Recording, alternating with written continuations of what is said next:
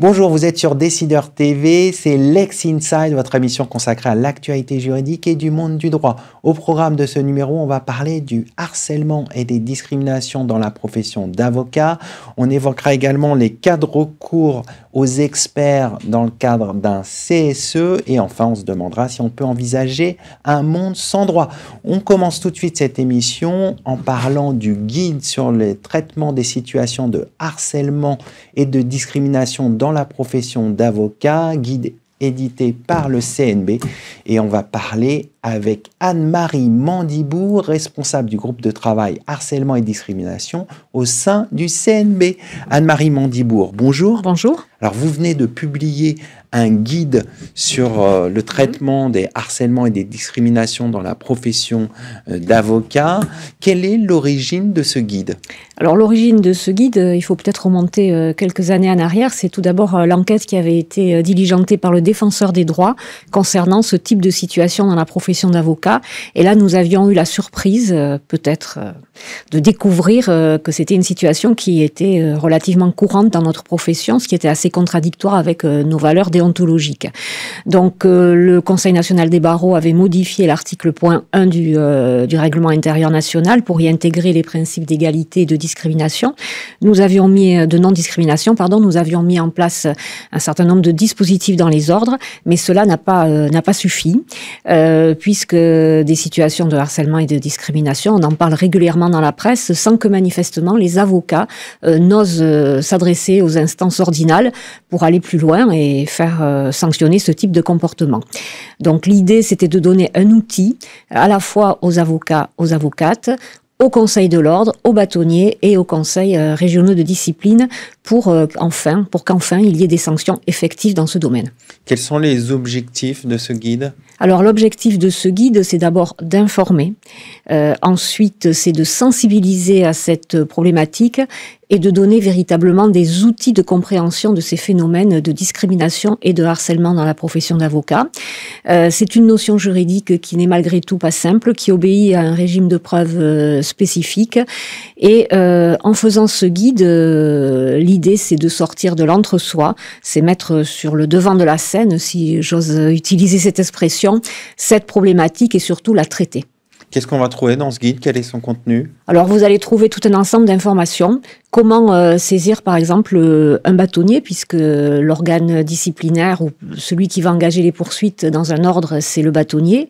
Quelles sont les possibilités pour un avocat qui est victime de ce type de phénomène? Qu'est-ce qu'il peut demander? Il peut demander des dommages et intérêts. Le bâtonnier a plusieurs rôles, engager la procédure disciplinaire, mais également sanctionner et permettre la réparation du préjudice. Il y a également toute la législation européenne et française dans ce domaine, car bien que nous soyons avocats, bien souvent nous sommes démunis face à ce type de situation et on imagine qu'il faut faire la preuve de ces situations, alors qu'en fait il faut amener des éléments de preuve laissant présumer cette discrimination. Et je crois que l'objectif surtout, si je peux me permettre peut-être d'insister sur ce point, c'est de dire que la discrimination, les harcèlements, c'est pas simplement un régime qui s'applique dans le droit du travail, mais ça s'applique également aux professions libérales, ça s'applique pour les collaborateurs, ça s'applique pour les associés, ça s'applique pour l'ensemble des avocats. Pour terminer, est-ce qu'il y aura d'autres initiatives que ce guide sur la lutte contre les discriminations et le harcèlement? Oui, il y en a déjà eu. Les contrôles a posteriori des contrats de collaboration, l'interdiction temporaire d'embaucher un collaborateur dans ce type de situation. Et nous sommes en train d'envisager une peine complémentaire pour les personnes morales, puisque jusqu'à maintenant, ce sont les avocats en tant que tels qui sont sanctionnés. Mais les cabinets qui n'ont pas mis en place les mesures nécessaires pour protéger les avocats, c'est également un problème pour nous, c'est une faute de nature déontologique et nous devons être à la hauteur de ce défi. On va conclure là-dessus. Merci d'être venu sur notre plateau. Merci.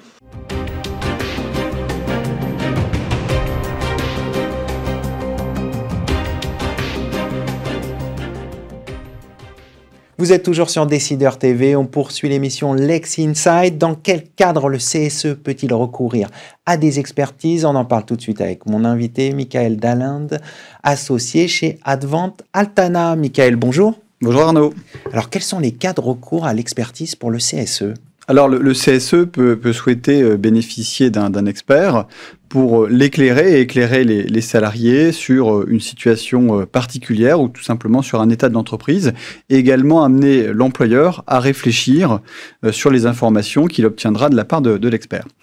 Plusieurs situations sont prévues par le Code. Il y a d'abord une possibilité de recourir à un expert comptable s'agissant des 3 grandes consultations annuelles du CSE, les orientations stratégiques, la politique sociale et la situation économique de l'entreprise. Vous avez également la possibilité de recourir toujours à un expert comptable dans d'autres situations d'importance, opérations de concentration, les OPA, les licenciements économiques. Vous avez également la possibilité pour le CSE de recourir à un expert comptable lorsqu'il exerce un droit d'alerte économique. Et également, s'agissant du rapport sur la participation. Ça, c'est pour l'expert comptable. Il y a également la possibilité de recourir à un expert habilité, un expert technique dans des situations telles que l'émergence d'un risque grave au sein de l'entreprise. C'est notamment le cas des risques psychosociaux. Donc, ça génère beaucoup d'inquiétudes et de recours à des experts actuellement. Et également, la possibilité de recourir à un expert technique lorsque le CSE considère qu'un projet important va modifier de manière importante les conditions de travail et la santé et la sécurité des salariés. Ça, ce sont les cas principaux. Dernier cas de figure, l'expert libre, qui n'est pas prévu par le Code pour une situation particulière, mais le CSE va souhaiter, sur tout sujet, recourir à un expert. Ça peut être le cas s'agissant de l'épargne salariale, de sujets très techniques, ou alors d'équipement, de retraite, ou de l'achat d'un certain nombre de matériaux. Voilà les grandes situations dans lesquelles le CSE peut recourir à l'expert.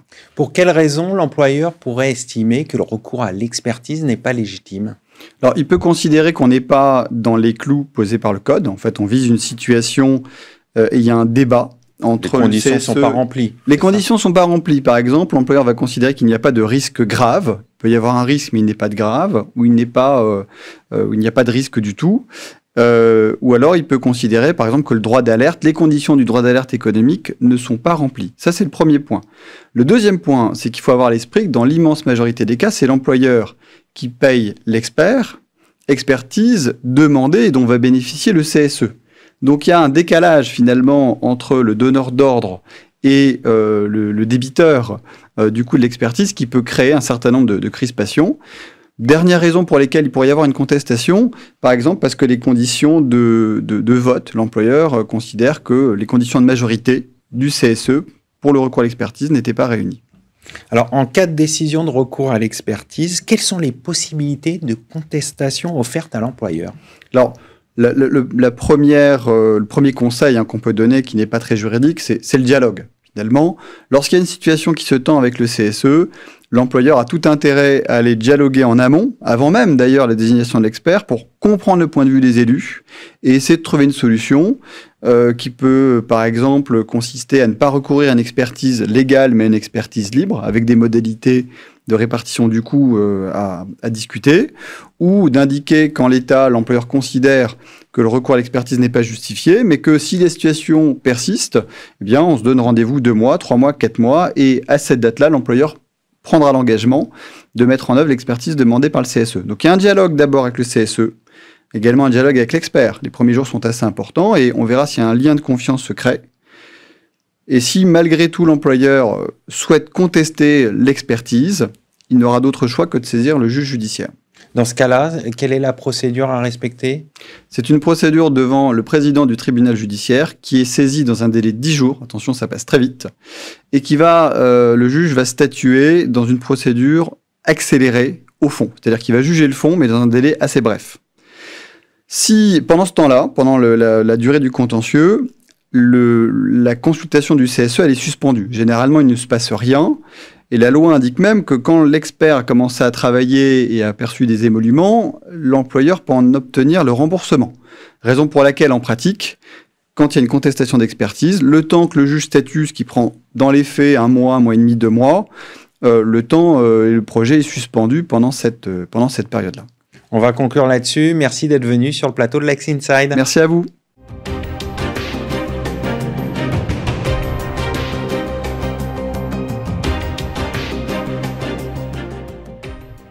Vous êtes toujours dans Lex Inside sur Décideur TV. Un monde sans droit, c'est l'ouvrage écrit par Stéphane Braconnier, président de l'université Paris-Panthéon-Assas, qui est notre invité. Stéphane, bonjour. Bonjour Arnaud. Alors, vous faites le constat du paradoxe de l'époque dans laquelle nous vivons, qui nous demande à chaque fois plus de protection, tout en acceptant de moins en moins bien les injonctions, les normes. Expliquez-nous. C'est effectivement le projet de départ de ce livre, Un monde sans droit, qui a un titre un petit peu provocateur, qui tend à décortiquer en quelque sorte un processus un peu insensible dans lequel la règle de droit finalement est de plus en plus présente, mais de moins en moins respectée. C'est-à-dire que le contexte, les crises en particulier, on l'a vu avec la crise sanitaire, on l'a vu avec la crise des Gilets jaunes, toute une série d'événements qui se passent dans notre société, place l'État dans une situation paradoxale. On fait appel de plus en plus à lui pour régler à peu près tout, ce qui évidemment génère beaucoup de droits et beaucoup de règles. Et dans le même temps, on conteste de plus en plus les injonctions de l'État, les règles qui sont fixées, qui parfois, il faut bien l'admettre, sont de moins en moins respectées. Et c'est ce paradoxe qui place le droit au cœur de forces contradictoires qui, à mon sens, pose une difficulté. Cette difficulté, c'est que, en étant de moins en moins respecté, il y a une perte de légitimité de la règle de droit, et cette perte de légitimité de la règle de droit, si on y prend garde, eh bien, conduit parfois à des régimes autoritaires ou à des régimes qui s'extraient, en quelque sorte, du cadre constitutionnel et démocratique. Alors, peut-on réellement envisager un monde sans droit ?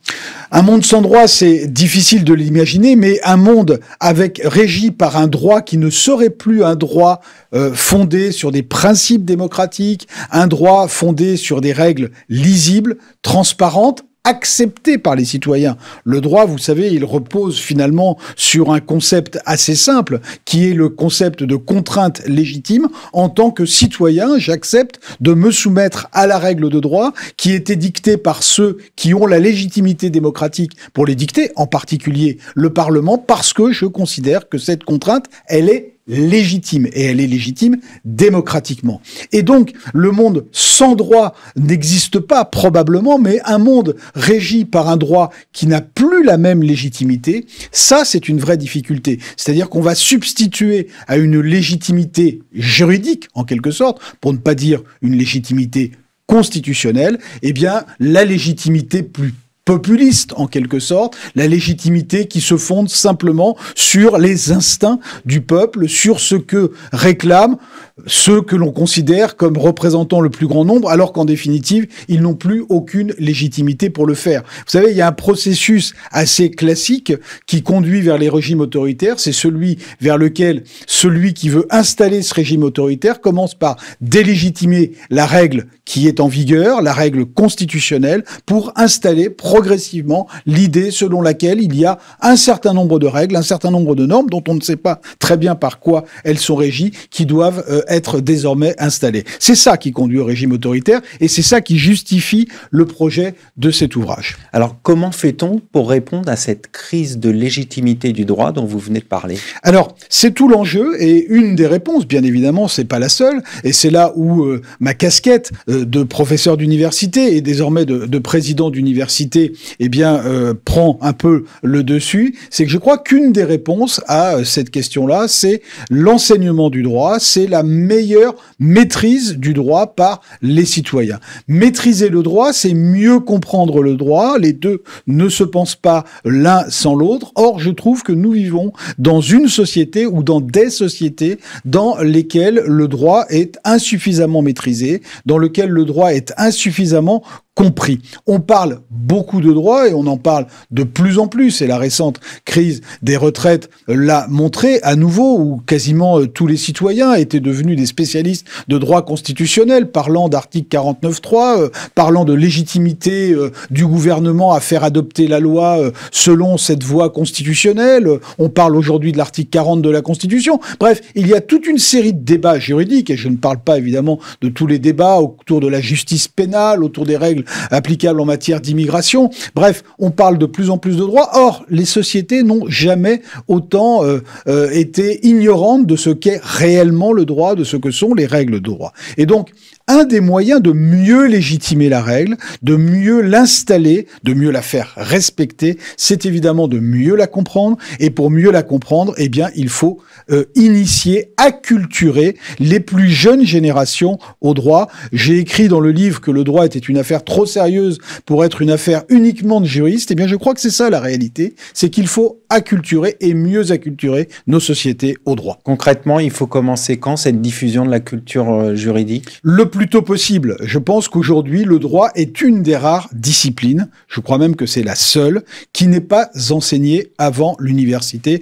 à part la médecine. C'est la seule, et encore, la médecine est enseignée d'une certaine manière à travers les sciences naturelles. Mais le droit n'est pas enseigné avant l'université, et ça, c'est une vraie difficulté. On en parle un peu en éducation morale et civique au niveau du lycée et du collège. Il a été créé ces dernières années une option qui s'appelle droit et grands enjeux du monde contemporain qui est enseignée en terminale. Mais ça reste insuffisant. Je crois que l'acculturation de la société au droit, elle passe par une meilleure acculturation de nos jeunes générations dès le collège et surtout au niveau du lycée. On va conclure là-dessus. Merci d'être venu sur notre plateau. Merci à vous. Merci à toutes et à tous pour votre fidélité. Je vous donne rendez-vous très prochainement sur Décideur TV pour un nouveau numéro de Lex Inside.